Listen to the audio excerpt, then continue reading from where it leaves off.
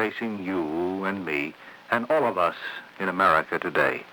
What is our greatest challenge?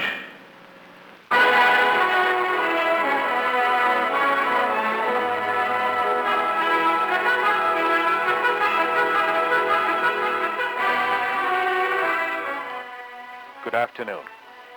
Most of us Americans would probably agree that our country has one of the finest public educational systems in the world. Yet, it is evident that Catholic parents are not satisfied with this type of education. Why are these parents of over 5 million boys and girls insisting upon placing them in Catholic schools?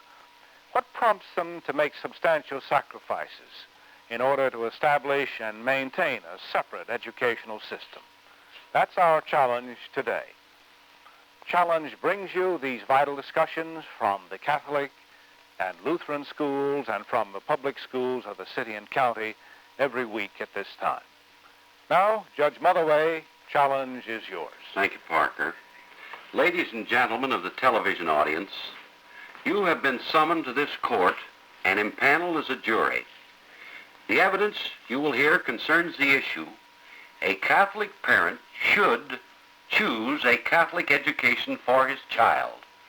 Witness for the proposition is Mr. Raymond E. Krings. Mr. Mehan is attorney for the proposition that a Catholic parent should choose a Catholic education for his child because this parent recognizes the prime responsibility in saving the soul of this God-given child.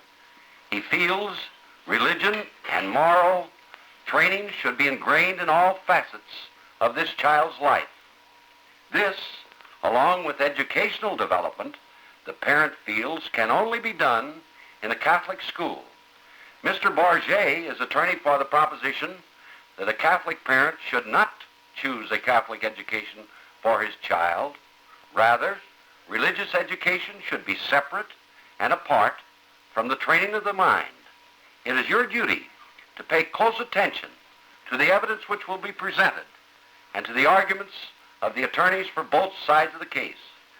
You, the members of the television audience, constitute our only jury. You, the television viewer, must weigh the evidence and render a proper verdict. Mr. Mehan, are you ready to proceed? Yes, I am, Your Honor. Very well. Please, the court. Will you state your name and give us your address, please? My name is Ray Krings, and I live at 6406 Murdoch Avenue in southwest St. Louis. You're a married man, aren't you, Mr. Krings? Yes, I am a married man, and Mrs. Krings and I have a family of 3 children, whose ages are 23, 20, and 16. What is your general line of work, and with what company are you associated? I am the advertising manager for Anheuser-Busch. Mr. Krings, I'm going to ask you to answer my questions in a loud voice so the jury can hear you, and I want you to base your answers on the experience that you've indicated you had as a parent of that family and your experience as a businessman. Let's begin at the beginning. That's the best place. You were given children by God. As a parent, you began to consider your responsibilities, your obligations. Would you tell this jury what you feel your obligations are when that child is first presented to you and Mrs. Krings? Well, in the first place, of course, Mrs. Krings and I are very conscious of the privilege we have as parents. And yet, as every parent knows, this privilege carries with it obligations. Those obligations are quite basic, beginning with such things as clothing, food, shelter. Extending even beyond that on the natural level. The obligations are for the intellectual development of the child so that the child may become a good citizen. But as a Catholic parent, I must look upon my child as every Catholic parent looks upon his children, as being composed of body and soul. The soul is forever. It is for time. It is also for eternity. And this eternity must be earned. This happiness in heaven is something that must be earned. And because it must be earned, it seems to me it is a primary obligation that I have, and one that I cannot shirk, to be sure that I do everything in my power to see to it that I guide my child so that he knows and loves and serves God in this life in the hope that he will earn that eternal happiness in heaven. Well, Mr. Krings, when you talk about guide and these areas of responsibility, in a sense, you're also talking about educating your children, aren't you? Very positively. I look upon this education as being, in a sense, no different from a normal education. Certainly, it isn't sufficient to look upon, say, the education in the 3 R's as something that's hit or miss, that can be one day and not another day. And so far as I am concerned, the religious education of my child, my duty as a Catholic parent means that I have to be concerned that this education in Catholicism shall go on day after day, just as the other education goes on. Well, when do you begin this process of education, Mr. Krings? Well, I would say this education begins very, very early. It begins as soon, frankly, as I can begin to get over to the child at an early age the notion of responsibility. This is education in the home. Later, it's got to be supplemented by education in the school. Well, I take it, therefore, as a parent, you and Mrs. Krings are limited. You have to turn to the school. Is that correct? Well, I would say very obviously, and it doesn't seem to me to be unusual, because let's take a doctor, for example. A doctor who has a son, and the son is going to study medicine. Now, I don't care how proficient that doctor is in his practice. That doctor will not decide that he is going to teach his son medicine in his own home. Rather, he selects a competent medical school, and that's where the youngster gets his medical education. Well, as I understand your testimony then, Mr. Krings, you and your wife educate your children in your home from the beginning until the time they leave the home, and you also want them educated in your school. Now, what do you look for when you select a school? I assume every parent has certain standards. What are your standards? Well, in the first place, we want a school that has the proper intellectual level. The education as education must be sound. But on top of this, we want not only an intellectual level, we want that to be sure, but we want something more. We want the training of our child in the doctrines of Catholicism, so that those doctrines become the broad basis for morality, which will be the foundation stone of the child's life. Well, then, is it correct to say that when you think of educating your child, you begin at an early age, carry on to the child's maturity by working both in the home and in the school? Well, very obviously, because this is the way all education must go. For example, we try to help our children in terms of normal school subjects in the home. Can we do it all? Of course not. So we do our best on the other level to help our children as best we can in terms of their religion. Can we do it all? Of course not. So we look to the school to supplement in the school what we do in the home. Well, I assume then that you would want the same morality, the same level of morality, the same level of religious teaching and belief taught in the school, if it is taught, as you teach at home. Very obviously, I would say the same level and also the same kind, because on any other basis, what we have is a house divided against itself. Unless the morality that's taught in the school is the same morality that I teach in the home, we are at an impasse, and no good is accomplished at all. Well, it seems to me then you wouldn't be satisfied with just teaching in the school morality and religion, or just teaching it in the home. Is that not true? Certainly, I would not be content either way. As a parent, I have an obligation to educate my child as best I can. So I have to do part of this educating in the home, part of the religious training in the home. I cannot do it all, so I look to the school to supplement what I cannot do. Well, I think at this time our jury would be interested in knowing, Mr. Krings, what you mean by educating in the school in a religion. What does the school actually do, and when does it do it? Well, I would say that here again, and I think we've touched on this point before, I look to the school to set up formal courses in religion. This very obviously because I expect the school to teach my child the doctrines of the Catholic Church. And on these doctrines depend happiness in this life and happiness in eternity. On this basis, then, I can't be satisfied with anything other than formal courses, just the same as I would absolutely not be satisfied with anything less than formal courses in, let us say, reading, writing, arithmetic, penmanship, and so on. Well, then, this process of education in the school is in a formal course in religion. Is it also true in the areas of morality? Is that part of the teaching in your schools? Well, I would say it certainly is, because in Catholic training, the teaching of the doctrines of the Catholic Church becomes the broad base of morality. It becomes the guiding principles of morality. Now, it stands to reason, then, that the more my child and all Catholic children can learn of this basis of morality, the closer they can be to the teachings of the Church, the more secure and the broader the solid foundation for the whole moral course of their living. I see. That's all the questions I have at this time, Your Honor. Mr. Bardgett, do you care to cross-examine? Yes, Your Honor. Very well. Mr. Krings, as I would understand your testimony here, you want your child in a Catholic school with Catholic priests, Catholic nuns, Catholic students. Everything's Catholic. Is that right? That's right, sir. In other words, you want your child, even in spite of the fact that he lives in a society of Catholics and those who aren't Catholics, you want him in this four-walled school, this ghetto, this... Did you say ghetto, sir? Yeah, did I strike a nerve there? Well, what is your meaning of the word ghetto? Putting blinders on the child, leading him down one path and that's all. Not letting him associate or know the other guy's point of view. Not letting him come to meet what you'll obviously meet as a businessman. Men of different religion, different thoughts, different viewpoints. Well, Mr. Bardgett, child. Mr. Bardgett, if I may interrupt you, sir, let me point out that in your term, the word ghetto has a connotation which simply it does not exist in any sense of reality so far as Catholic children are concerned. Now, you're attempting to set up a straw man, and I suspect that you're about to beat this straw man to death. And you're going to try to portray to this jury that a Catholic child is walled off. It therefore has no connection, no mingling with. There's no common ground where it gets together with children of other faiths. Now, let me point out to you, first of all, from my own experience when I was a child, this simply did not happen. Let me tell you about my own children in the area that we live. My children have circulated definitely with all the children in the neighborhood, be they Protestant, be they Jew, be they Catholic. As a matter of fact, as goes with all children, what did they do? They work with them in community projects. They play with them. Such a thing as a walling off kind of procedure, I simply submit to you, does not exist in actual practice. Well, let's get away from the straw man. Let's put it this way, Mr. Krings. You're a businessman, aren't you? Yes, I am. In your business, you run into people of different faiths, don't you? Yes, I do. You run into people probably from different countries. I do. Different viewpoints on life. Correct.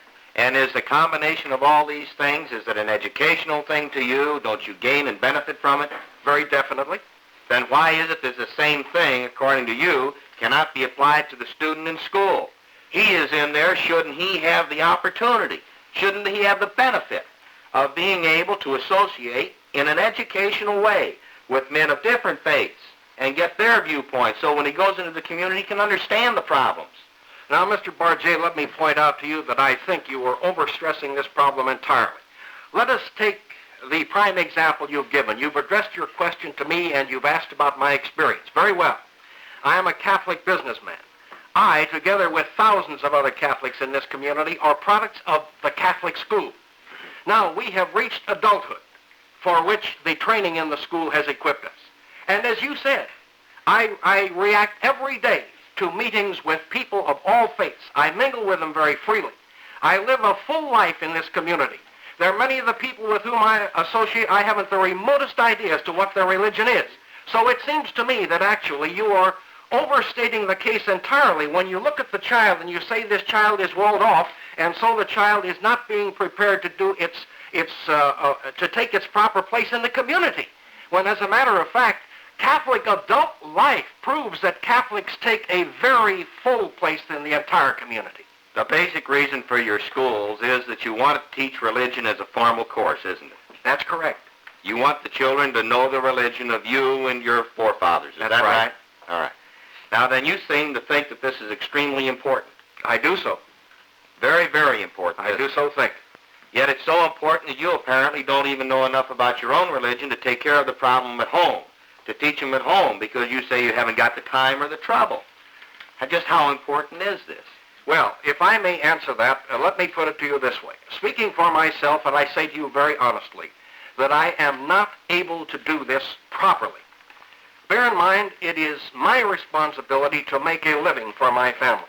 I have to be engaged with many things, other than the idea of trying to do this educational job in the home. Now, let me point out to you that I also think arithmetic, I think reading and writing, I think penmanship, I think all of the studies are tremendously important. Do I have time to teach those to my child? No, I don't consider myself in any sense able to do such a job properly. And I don't consider that I am able to do the job properly of teaching the Catholic religion to my child. So I do look to the teachers in Catholic schools who are experts in being able to do this. I look to them as doing this job for me. All right, you say you haven't got the time to do it. Now then, insofar as the far majority of the population in this country is concerned, they gain their religion, their religious doctrine and teaching in Sunday schools. Isn't that right? That's right. That's been going on for 150 years or more in this country, hasn't it? I'm sure it has. And they've gained their secular education in the public school system, haven't they? Yes. Now then, why can't those same principles be applied to your children in your schools, or rather eliminate your school system, in order that your children can have two benefits? One, they get their doctrine and their religion at home and in Sunday school. Two, they learn their secular education in conjunction with all the students in the community. I'd like to make one point clear to you and the jury, and that is that I have no quarrel whatever with the educational system in the United States. I have nothing but the greatest respect for it. Now, this is fine to a point. For those people who are totally satisfied with it, with them I have no argument. With you I have no argument if you are totally satisfied with it. So far as I, as a Catholic parent, am concerned, however, I need something more for my children. I need the teaching on a day-by-day basis in formal courses of the Catholic religion so that my children will get to be not only good members of the community in terms of the normal secular education they get and good citizens of the community, but that they will be alerted to their duties in terms of eternity, and so that they will learn the principles by which they earn the right to heaven. I take it from your testimony, your opinion would be the same if you were Lutheran or any other particular religion, that you would think you've got to have a separate school system. Is that right? If I were a Lutheran, and if I believed Lutheranism were the answer to time and eternity, I would insist upon a Lutheran education for my child. And I confess to you that I would feel absolutely the same way were I a member of any other religious belief. That's all I have for now, Your Honor. Mr. Mehan, have you further questions on redirect? Yes, I have, Your Honor. Just Very well. a few. Mr. Krings, suppose you lived in a community, your job, your employment sent you there, where it was physically impossible to maintain a Roman Catholic school at whatever level your child was to go to school at that time. How would you educate your children in that case? Well, if there were no Catholic school, let me point out to you that, of course, I would send my child to a public school. This is just being consistent. I said a moment ago that I have nothing but the highest respect for the American system of education, and I mean it. So that if there were no Catholic school available, certainly I would be happy to send my child to the public school. I assume that in that instance, you would then have to take on the full burden, subject to the limitations that you have described, of educating your children in morality and religion. Yes, I would say that would be true, although here I would still hope that I might have some help.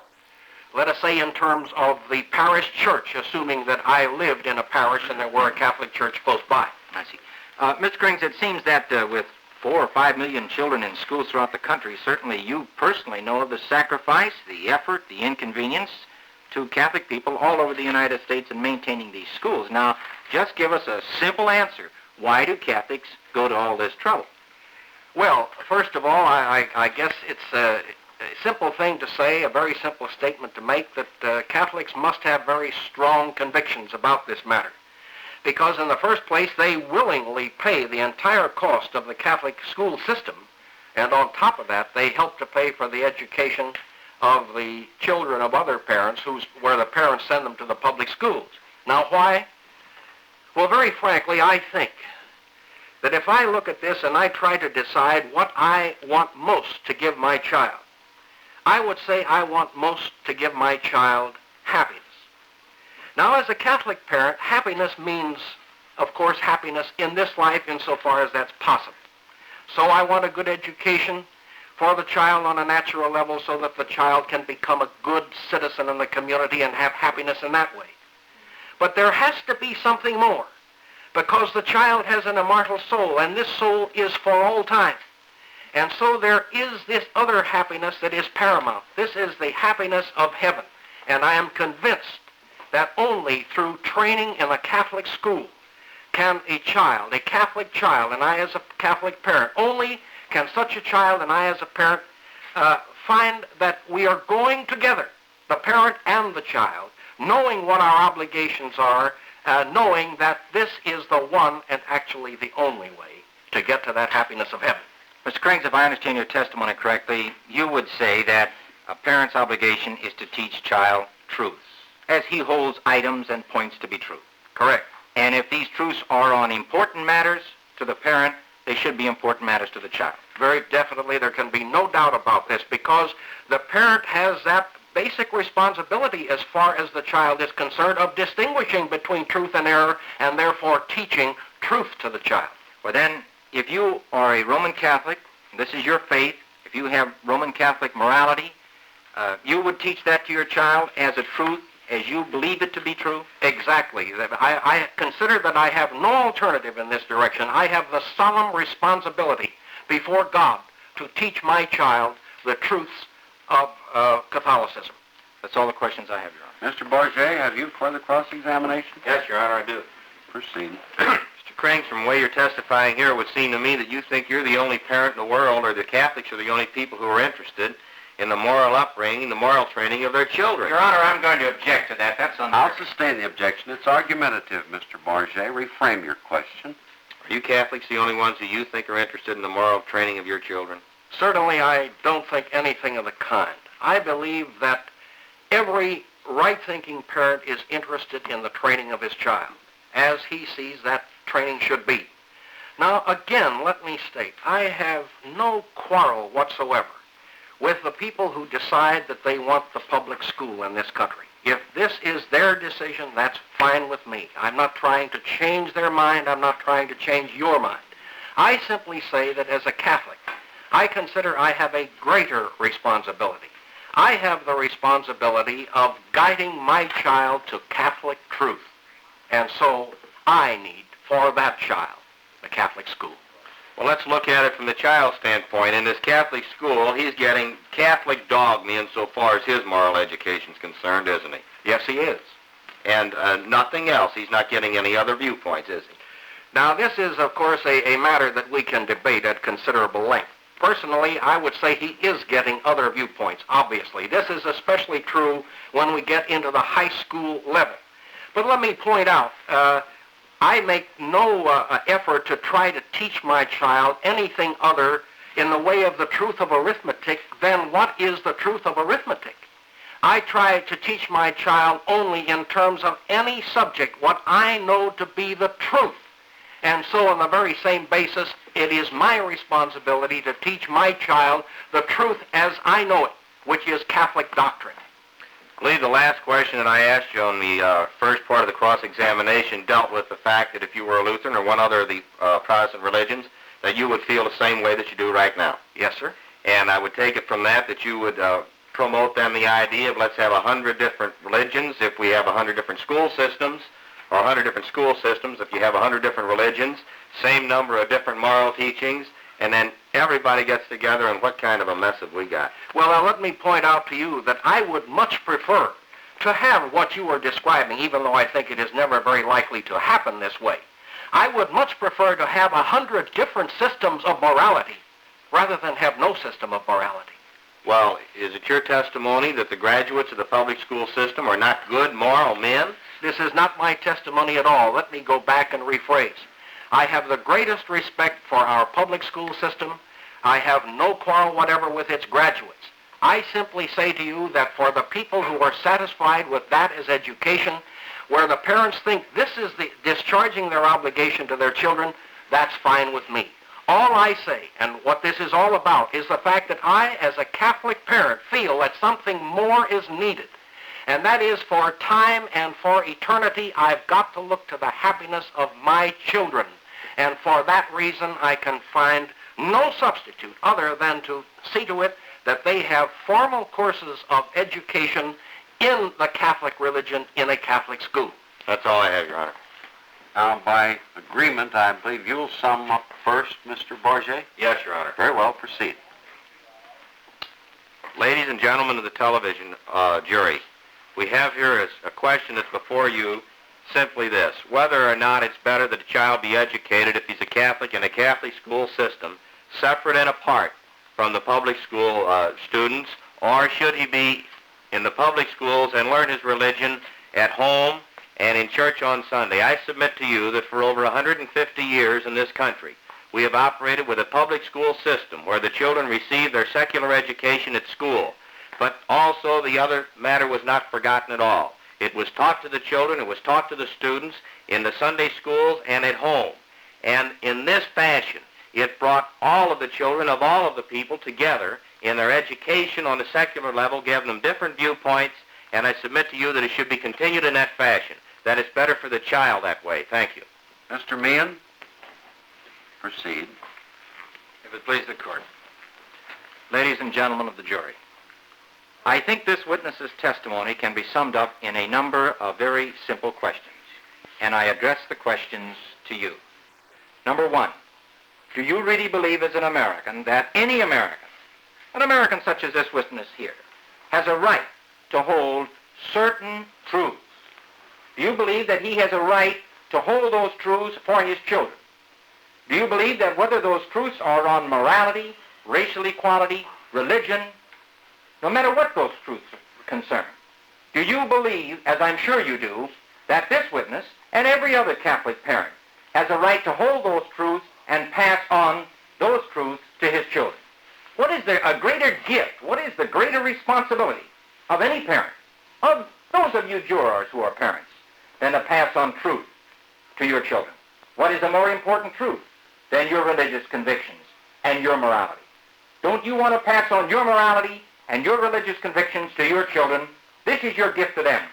Then let this witness and millions of Roman Catholic American parents do the same. Let them hold to their truths, their morality, and let them pass that morality and that religion on to their children through one simple device. Doesn't hurt you, doesn't hurt me. If it hurts anybody, it hurts them because it's costly. Let them use their Roman Catholic schools. Thank you. You, the members of the television audience, in your capacity as a jury, have heard both sides of the issue. Should a Catholic parent choose a Catholic education for his child?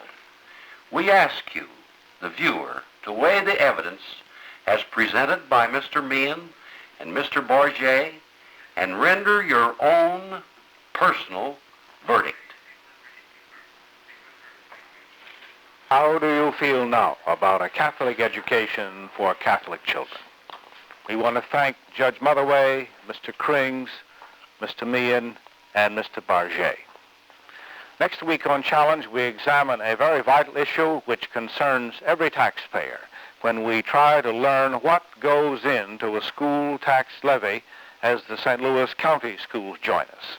Won't you be with us too? Good afternoon. Education is our greatest American challenge. Next Saturday afternoon, the St. Louis County Schools will discuss the question, what is in a school tax levy? Challenge was presented today by the Catholic Radio and Television Apostolate in cooperation with the Catholic schools of the St. Louis Archdiocese and Public Affairs. Directed by Robert Schnorr.